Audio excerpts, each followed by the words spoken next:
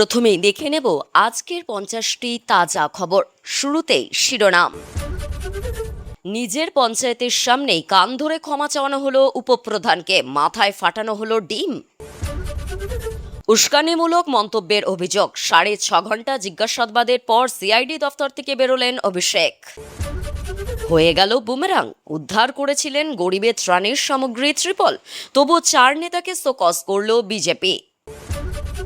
জাহাঙ্গীরকে ছাড়াতে স্ত্রীর নেতৃত্বে হামলা, কেন্দ্রীয় বাহিনীর লাঠিকে ঝাঁপ পুকুরে। জাল লটারি কেলেঙ্কারির তদন্তে বড় সাফল্য, পুলিশের জালে কিংপিন উদ্ধার লাখ লাখ টাকা। ফের আবহাওয়ার পাল্টি, বুধে কোথায় কোথায় ঝড় বৃষ্টির খেল, আগাম জানালো আবহাওয়া দফতর। সুরুচি সংঘে ডেকে কুপ্রস্তাব ও 80 লক্ষ টাকা দাবি, নিউ আলিপুর থানায় নয়া এফআইআর এর স্বরূপের বিরুদ্ধে। গমে পোকা, রেশন বোঝাই গাড়ি ঘিরে বিক্ষোভ, অভিযোগ পেতেই নমুনার সংগ্রহ খাদ্য দফতরের।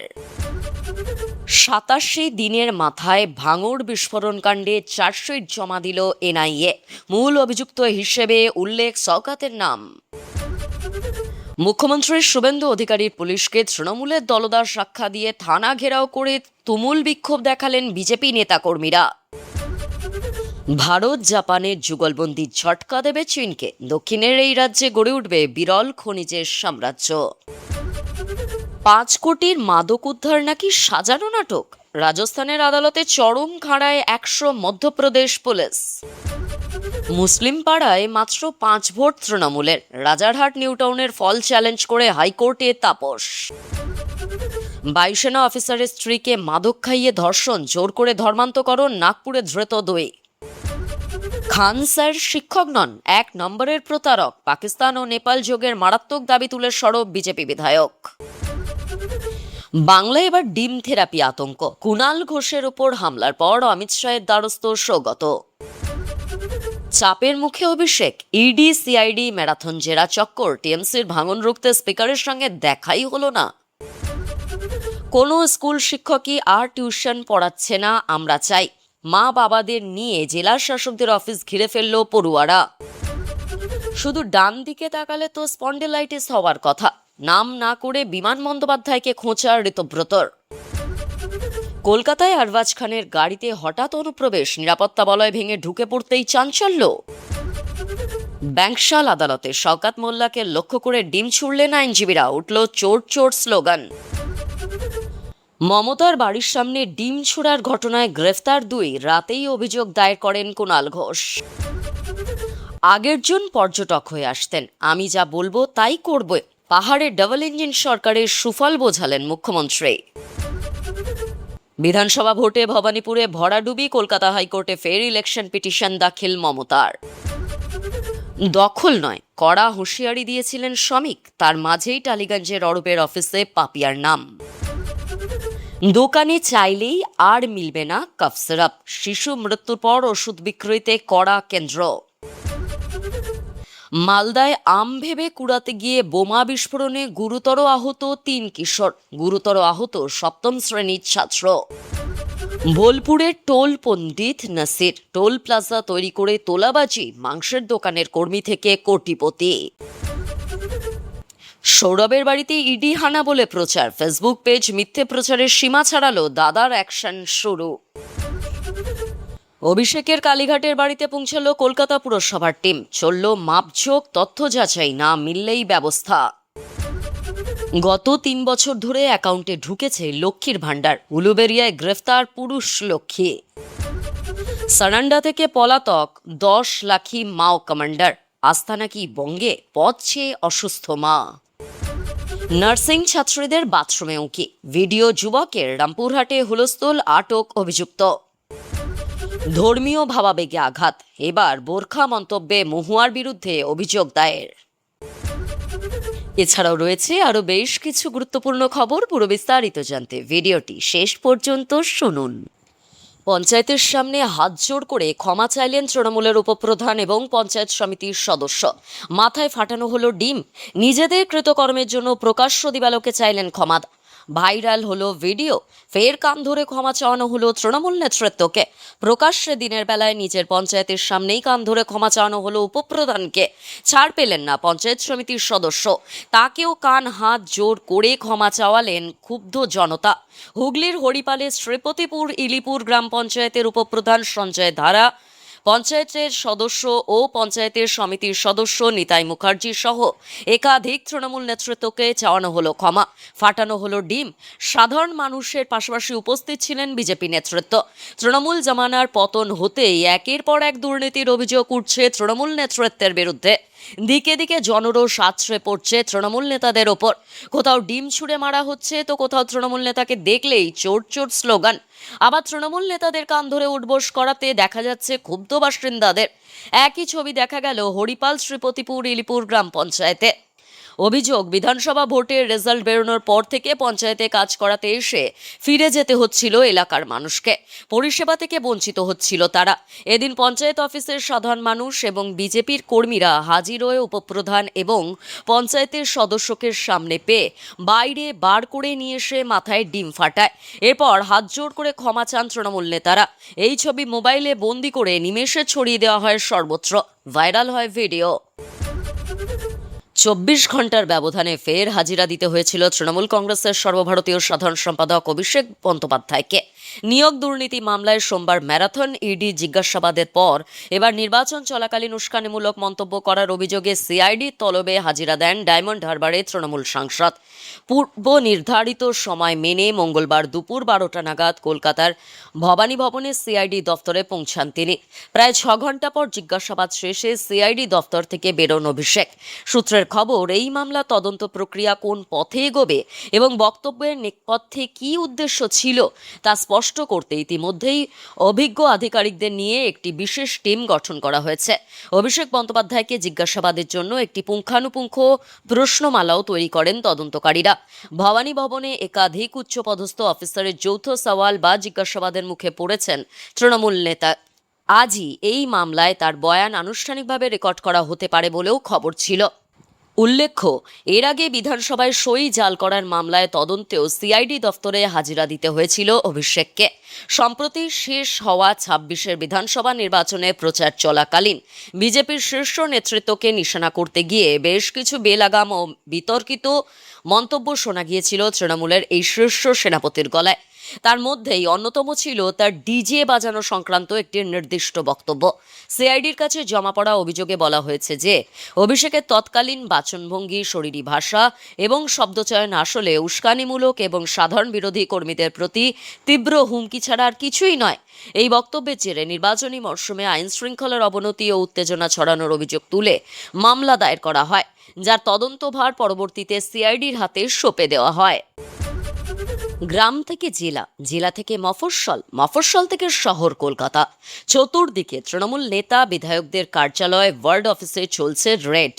উদ্ধার হচ্ছে ত্রাণ সামগ্রী, ত্রিপল, আরও কত কি, যা দেখে মোটামুটি চক্ষু চড়কগাছ বঙ্গবাসে। কিন্তু এহেন একটি রেড করতে গিয়ে দলের শাস্তির মুখে 4 বিজেপি নেতা। দলবিরোধী কাজের অভিযোগে বীরভূমের সিউড়ি শহরে 4 জন বিজেপি পদাধিকারীকে শোকজ নোটিশ পাঠানো হলো। বিজেপির সিউড়ি শহর সভাপতি সুনয়ন ভান্ডারী এই নোটিশ পাঠিয়েছেন বলে জানা গিয়েছে। আগামী 3 দিনের মধ্যে সন্তোষজনক জবাব না দিলে তাদের দল থেকে বহিষ্কার করা হতে পারে বলে হুঁশিয়ারি দেওয়া হয়েছে। দলীয় সূত্রে খবর, এই শাস্তিমূলক পদক্ষেপের নেপথ্যে রয়েছে সিউড়ির প্রাক্তন বিধায়ক তথা তৃণমূল নেতা বিকাশ রায়চৌধুরীর অস্থায়ী বাসভবন থেকে ত্রিপল উদ্ধারের ঘটনা। সম্প্রতি সিউড়ির সাজানোপল্লী এলাকায় ওই প্রাক্তন বিধায়কের একটি অস্থায়ী বাসস্থান থেকে তালা ভেঙে ত্রাণের ত্রিপল এবং কম্বল উদ্ধার করা হয়। অভিযোগ, সেই সময় বিজেপির ওই 4 জন কর্মকর্তা ঘটনাস্থলে উপস্থিত ছিলেন এবং এই অনভিপ্রেত ঘটনায় সক্রিয় ভূমিকা নিয়েছিলেন।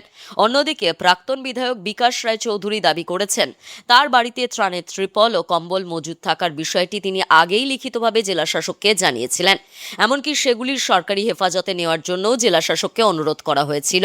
কিন্তু তার আগেই বেআইনিভাবে তালা ভেঙে সেই সব সরকারি সামগ্রী উদ্ধার এবং লুটপাটের ঘটনা ঘটে। এই ঘটনাকে কেন্দ্র করে তীব্র রাজনৈতিক রাজনৈতিক তরজা শুরু হয়েছে। আর তাতেই দলের ভাবমূর্তি রক্ষার্থে তড়িঘড়ি নিজেদের 4 নেতার বিরুদ্ধে কড়া অবস্থান নিল বিজেপি নেতৃত্ব। ঘটনা তদন্ত শুরু করেছে পুলিশ। পুষ্পার মুক্তির দাবিতে ফলতায় জাহাঙ্গীর খানের স্ত্রীর নেতৃত্বে বিক্ষোভ দেখানো হচ্ছিল। থানার দিকে এগিয়ে যেতে থাকেন তারা। সেই সময় কেন্দ্রীয় বাহিনী এবং পুলিশের তাড়া খেয়ে পালিয়ে যান বিক্ষোভকারীরা।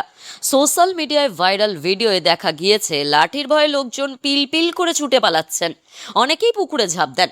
পড়ি কি মরি করে সাঁতার কেটে পুকুর পেরিয়ে অন্য রাস্তায় চলে যেতে দেখা যায় অনেককে। পুলিশ সূত্রে খবর, পরিস্থিতি যেরকম হচ্ছিল তাতে বিক্ষোভকারীদের তাড়া না করলে থানায় হামলা চালানো হতে পারত।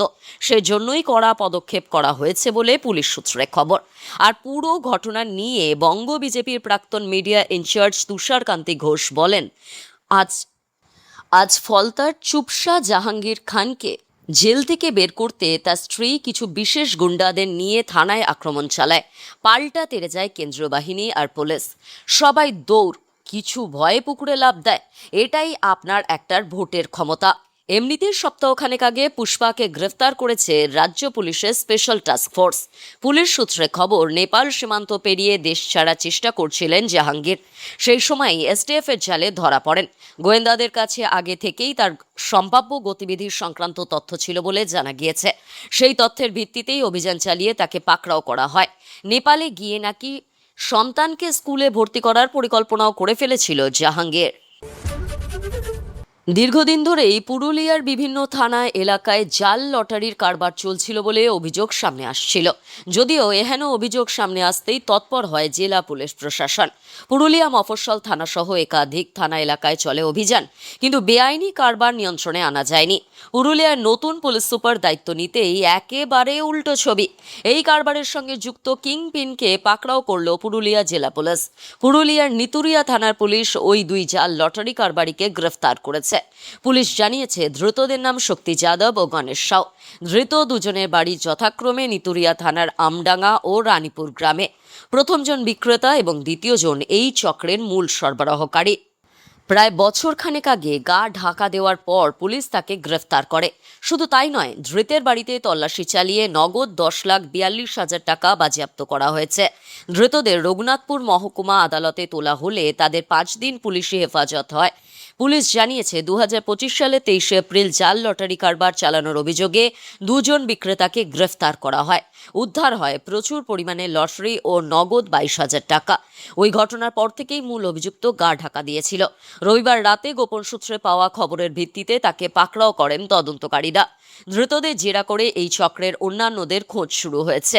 এই জেলায় বেআইনি লটারি কারবার দীর্ঘদিন থেকে চলছে। অতীতে জেলা পুলিশ এমনকি সিআইডি এই চক্র ভাঙতে বিভিন্ন জায়গায় হানা দেয়। বেশ কয়েকজনকে গ্রেফতার করা হয়। তদন্তে এহেন কেলেঙ্কারির সঙ্গে ঝাড়খণ্ডের যোগসূত্র সামনে আসে। ফলে এই ক্ষেত্রেও ঝাড়খণ্ডের যোগ থাকার বিষয়টি উড়িয়ে দিচ্ছেন না তদন্তকারীরা। কারবারিরা এই রাজ্যে অনুমোদিত কাগজের লটারি এমনভাবে নকল করে ছাপে যা বোঝা দুষ্কর। বৈধ লটারি বিক্রিকে যে পরিমাণ কমিশন বিক্রেতারা পান, তার চেয়ে দ্বিগুণ টাকা পান এই নকল লটারি বিক্রির ক্ষেত্রে। তবে ধরা পড়ার ভয়ে প্রধান শহর ছেড়ে ব্লক শহর এবং গ্রামীণ এলাকাতেই এই কারবারের সেফ জোন হিসেবে বেছে নেয় অভিযুক্তরা। বর্ষা পুরোপুরি সক্রিয় হয়ে গিয়েছে বঙ্গে। এবার রাজ্য জুড়ে আবহাওয়া বদলের ইঙ্গিত দিল হাওয়া অফিস। আবহাওয়া দপ্তর বলছে, চলতি সপ্তাহে দক্ষিণবঙ্গের বিভিন্ন জেলাতে বজ্রবিদ্যুৎ সহ বৃষ্টির পূর্বাভাস রয়েছে। সঙ্গে বইতে পারে ঝোড়ো হাওয়া। এদিকে উত্তরবঙ্গের একাধিক জেলায় রয়েছে ভারী থেকে অতি ভারী বৃষ্টির সতর্কতা। চলতি সপ্তাহে অধিক বৃষ্টির সম্ভাবনা পূর্ব বর্ধমান, পশ্চিম বর্ধমান, বীরভূম, মুর্শিদাবাদ, নদিয়া, উত্তর 24 পরগনা, পুরুলিয়া, বাঁকুড়া এবং পশ্চিম মেদিনীপুরের বিভিন্ন অংশে। বজ্রবিদ্যুৎ সহ বৃষ্টির সাথে 40 থেকে 50 কিলোমিটার বেগে ঝোড়ো হাওয়া বইতে পারে। কিন্তু কিছু কিছু জেলায় 30 থেকে 40 কিলোমিটার গতিবেগে ঝড় এবং কালবৈশাখীর পূর্বাভাস দিয়েছে আবহাওয়া দফতর। দক্ষিণবঙ্গের জেলাগুলিতে আপাতত ভারী বৃষ্টির সম্ভাবনা নেই। বিক্ষিপ্তভাবে হালকা থেকে মাঝারি বৃষ্টিতে সাময়িক স্বস্তি মিললেও গরম কমবে না। বাতাসে আপেক্ষিক আর্দ্রতার পরিমাণ বেশি থাকায় বৃষ্টি থামলেই দোসর হবে ভ্যাপসা গরম ও অস্বস্তি। আবহাওয়া দফতর বলছে, বঙ্গোপসাগর থেকে প্রচুর জলীয় বাষ্প পশ্চিমবঙ্গে ঢোকার ফলে রাজ্যের বেশ কিছু অংশে বৃষ্টিপাতের সম্ভাবনা রয়েছে। আপাতত বেশ কয়েকদিন কলকাতা সহ দক্ষিণবঙ্গের অধিকাংশ জেলায় বিক্ষিপ্ত হালকা বৃষ্টি হবে। ওদিকে উত্তরে খেল দেখাচ্ছে বর্ষা, সেখানে ভিন্ন পরিস্থিতি। উত্তরবঙ্গের দার্জিলিং এবং কালিম্পংয়ের পাশাপাশি সমতলের 3 জেলা জলপাইগুড়ি, কোচবিহার এবং আলিপুরদুয়ারে তুমুল বৃষ্টিপাতের পূর্বাভাস। বৃষ্টির সঙ্গে ঘন্টায় 40 থেকে 50 কিলোমিটার বেগে ঝোড়ো হাওয়া বয়ে যেতে পারে। উত্তরবঙ্গের অধিকাংশ জেলায় ভারী থেকে অতি ভারী বৃষ্টি চলবে টানা। সতর্কতা জারি করা হয়েছে আবহাওয়া দফতর তরফে। স্বরূপ বিশ্বাসের বিরুদ্ধে ভয়ঙ্কর অভিযোগ উঠল। এক মহিলা অভিযোগ করেছেন, ফুটপাতে দোকান দেওয়ার জন্য 80 লাখ টাকা চেয়েছিলেন তৃণমূল কংগ্রেস নেতা। শুধু তাই নয়, তার সঙ্গে একা দেখা করতে বলেছিলেন। তারপর ব্যক্তিগত অনুগ্রহ চেয়েছিলেন বলেও অভিযোগ করেছেন মহিলা। সেই মর্মে গত 14 জুন নিউ আলিপুর থানায় লিখিত অভিযোগ দায়ের করেন। সেই অভিযোগের ভিত্তিতে ভারতীয় ন্যায় সংহিতার একাধিক ধারায় প্রাক্তন মন্ত্রী অরূপ বিশ্বাসের ভাইয়ের বিরুদ্ধে মামলা রুজু করেছে পুলিশ। শুরু করা হয়েছে তদন্ত। কিন্তু পুরো ঘটনার পরে স্বরূপের কিরকম দাপট ছিল তা স্পষ্ট হয়ে গিয়েছে বলে অভিযোগ উঠেছে। প্রাক্তন মন্ত্রীর ভাই কোনো নির্বাচিত জনপ্রতিনিধি নন, আর প্রাথমিকভাবে রাস্তায় খাবারের দোকান দেওয়ার জন্য তার কাছে যাননি বলেও দাবি করেছেন মহিলা। তিনি দাবি করেছেন, 2025 সালে ফেব্রুয়ারিতে নিউ আলিপুরে একটি ফুড কার্ট বসানোর কথা ভেবেছিলেন তিনি। সেজন্য কলকাতা পুর নিগমের 81 নম্বর ওয়ার্ডের কাউন্সিলর তথা স্বরূপের স্ত্রী জুঁই বিশ্বাসের দ্বারস্থ হয়েছিলেন। সেই সময় জুঁই নাকি বলেছিলেন যে এরকম দোকান বসানোর জন্য অনুমতি দেওয়ার এখতিয়ার তার নেই, বরং জুঁই তাকে স্বরূপের দ্বারস্থ হতে বলেন বলে দাবি করেছেন মহিলা। অভিযোগকারী মহিলা জানিয়েছেন, জুঁইয়ের কথা মতো স্বরূপের সঙ্গে দেখা করেছিলেন, কিন্তু সেখানে গিয়ে ভয়াবহ পরিস্থিতির মুখে পড়তে হয়েছিল বলে দাবি করেছেন ওই মহিলা। তিনি দাবি করেছেন, দোকানে বসানোর জন্য 80 লাখ টাকা চেয়েছিলেন স্বরূপ। সুরুচির সঙ্গে দেখা করতে বলেছিলেন, একা একা আসতে বলেছিলেন। যৌনতারও ইঙ্গিত দেওয়া হয়েছিল বলে অভিযোগ উঠেছে। বিগত কয়েকদিন ধরেই রাজ্যের নানা প্রান্তে রেশন নিয়ে উঠতে শুরু করেছে গুচ্ছ গুচ্ছ অভিযোগ। এবার দুয়ারে রেশনে নিম্নমানের গম দেওয়ার অভিযোগকে কেন্দ্র করে ব্যাপক চাঞ্চল্য হলদিবাড়ি ব্লকের দেওয়ানগঞ্জ গ্রাম পঞ্চায়েতের ছাড় জামালদহ এলাকায়। উপভোক্তাদের অভিযোগ, রেশন ডিলারের মাধ্যমে যে গম সরবরাহ করা হয়েছে তা কার্যত খাওয়ার অযোগ্য। এই ঘটনাকে কেন্দ্র করে মঙ্গলবার দুপুরে ক্ষুব্ধ গ্রাহকরা রেশন সামগ্রী বোঝাই গাড়ি ঘিরে বিক্ষোভ প্রদর্শন করেন। খবর পেয়ে ঘটনাস্থলে পৌঁছায় হলদিবাড়ি থানার পুলিশ গাড়িটিকে আটক করে থানায় নিয়ে যায়। স্থানীয় সূত্রে জানা গিয়েছে, মঙ্গলবার দুপুরে রেশন সামগ্রী বোঝাই একটি গাড়ি ছাড় জামালদহ এলাকায় পৌঁছায়। গ্রাহকরা রেশন নিতে এসে দেখতে পান সরবরাহ করা গমের মান অত্যন্ত খারাপ। অভিযোগ, গমে পোকা, ধুলো বালির সঙ্গে অন্যান্য এটা ওটা জিনিস মিশে রয়েছে, যা খাওয়ার অযোগ্য। ঘটনাকে কেন্দ্র করে এলাকার রাজনৈতিক মহলেও শুরু হয়েছে চাপানুতর। খবর পেয়ে ঘটনাস্থলে যান বিজেপি যুব মোর্চার জলপাইগুড়ি জেলার সম্পাদক বিকাশ বর্মন। তিনি অভিযোগের সত্যতা যাচাই করে ক্ষোভও প্রকাশ করেন। পরবর্তীতে ঘটনার খবর পেয়ে ছুটে আসেন খাদ্য দফতরের হলদিবাড়ির food supply inspector Subhadip Bhawal. তিনি গমের নমুনা সংগ্রহ করে নিয়ে যান। ইতিমধ্যে প্রশাসনের তরফে এই ঘটনায় তদন্ত শুরু হয়েছে বলে জানা গিয়েছে। ভাঙড়ে বোমা বিস্ফোরণ মামলায় শওকত মোল্লাকে আগেই গ্রেফতার করেছে এনআইএ। 87 দিনের মাথায় আদালতে জমা দেওয়া চার্জশিটে ধৃত তৃণমূল নেতার নাম মূল অভিযুক্ত হিসেবে উল্লেখ করেছে জাতীয় তদন্তকারী সংস্থা। তদন্তকারী সংস্থা এনআইএর দাবি, 2026 সালের বিধানসভা নির্বাচনের আগে বোমা তৈরির সময় একটি দেশি বোমার বিস্ফোরণ ঘটে। সেই বিস্ফোরণে বোমা তৈরির কাজে যুক্ত এক ব্যক্তির মৃত্যু হয় এবং আরও কয়েকজন গুরুতর আহত হন। ঘটনার তদন্তে নেমেই শওকত মোল্লার নাম সামনে আসে বলে সূত্রের খবর। এনআইএর অভিযোগ, এই মামলায় গ্রেফতার হওয়া 4 অভিযুক্তের মধ্যে শওকত মোল্লাই ছিলেন মূল পরিকল্পনাকারী। তদন্তকারীদের দাবি, তার নির্দেশেই অন্যরা বোমা তৈরির কাজ করছিল। শুধু তাই নয়, তদন্তকারীদের দাবি, ভাঙড়ে বিস্ফোরণের ঘটনার পর শওকত মোল্লা ফোনে একাধিক নির্দেশ পাঠিয়েছিলেন। গ্রেফতারের পর তার মোবাইল ফোন থেকে সেই সংক্রান্ত গুরুত্বপূর্ণ তথ্য পাওয়া গিয়েছে বলেও আদালতে জানানো হয়। তদন্তকারী সংস্থার বক্তব্য, বিস্ফোরণের পরবর্তী পরিস্থিতি সামাল দেওয়া এবং ঘটনাস্থলের সঙ্গে যুক্ত ব্যক্তিদের পরিচালনার ক্ষেত্রে তার ভূমিকা ছিল বলে প্রাথমিক তদন্তে উঠে এসেছে। ভাঙড় বিস্ফোরণ কাণ্ডে চলতি মাসের শুরুতেই শওকত মোল্লার বাড়িতে হানা দিয়েছিল এনআইএ, কিন্তু তার খোঁজ না পেয়ে তৃণমূল নেতার ছেলেকে নিয়ে বিভিন্ন জায়গায় তল্লাশি চালায় তদন্তকারীরা। দুদিনের মাথায় সোনারপুরের কামালগাজী লাগোয়া এলাকা থেকে শওকতকে গ্রেফতার করা হয়।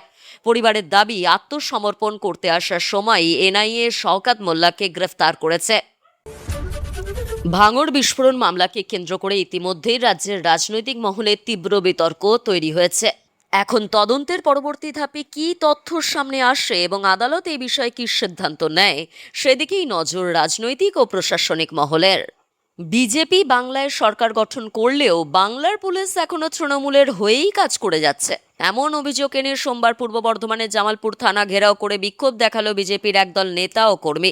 তা নিয়ে গত শনিবারের মতো এদিনও তপ্ত হয়ে ওঠে থানা চত্বর। একদিন অন্তর থানা ঘেরাও করে বিজেপি নেতারা যেভাবে মুখ্যমন্ত্রী শুভেন্দু অধিকারীর পুলিশকে অপদস্থ করে চলেছে তা নিয়ে রাজনৈতিক মহলে জোর চর্চা শুরু হয়েছে।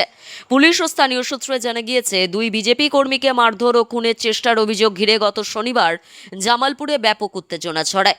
ওই দিন বিজেপির জামালপুর 1 নম্বর মণ্ডলের সভাপতি প্রধান চন্দ্র পালকে তৃণমূলের দালাল আখ্যা দিয়ে তাকে গ্রেফতারের দাবিতে সরব হন একই মণ্ডলের সহসভাপতি সুশান্ত মণ্ডল ও অপর বিজেপি নেতা বসন্ত এবং তাদের অনুগতরা। তারা দলবল নিয়ে মিছিল করে এসে ওই দিন জামালপুর থানার সামনে জড়ো হয়ে পুলিশের বিরুদ্ধে তীব্র ক্ষোভ উগরে দিয়ে বিক্ষোভে ফেটে পড়েন। এর পরের দিন অর্থাৎ গত রবিবার প্রধান চন্দ্রপাল আবার সুশান্ত মণ্ডল এবং বসন্ত পাঁজাকে তৃণমূলের দালাল আখ্যা দিয়ে পাল্টা প্রতিবাদ মিছিল বের করেন। সেই মিছিলে যোগ দিতে যাওয়ার পথে বেধড়ক মারধরে মারাত্মক জখম হন জামালপুরের চকদিঘি অঞ্চলের দক্ষিণ সুরা গ্রামের বিজেপি কর্মী কিশোর হাঁসদা। তিনি জানিয়েছেন তিনি বিজেপি করেন। বিজেপি নেতা প্রধান চন্দ্রপালের মিছিলে যোগ দিতে রবিবার বিকালে তিনি জামালপুর যাচ্ছিলেন। পথে জোরবাদ এলাকায় চারু মালিকের নেতৃত্বে অশোক রুইদাস ও অলোক রুইদাস সহ 10-15 জন মিলে তার পথ আটকায়। তারপর তারা বাঁশ, রড ও লাঠি দিয়ে নির্মমভাবে তাকে মারধর করে। তার মাথা ফেটে যায়। ব্লক প্রাথমিক স্বাস্থ্যকেন্দ্রে চিকিৎসা করিয়ে ওই দিনই কিশোর হাঁসদা হামলাকারীদের বিরুদ্ধে জামালপুর থানায় লিখিত অভিযোগ দায়ের করেন।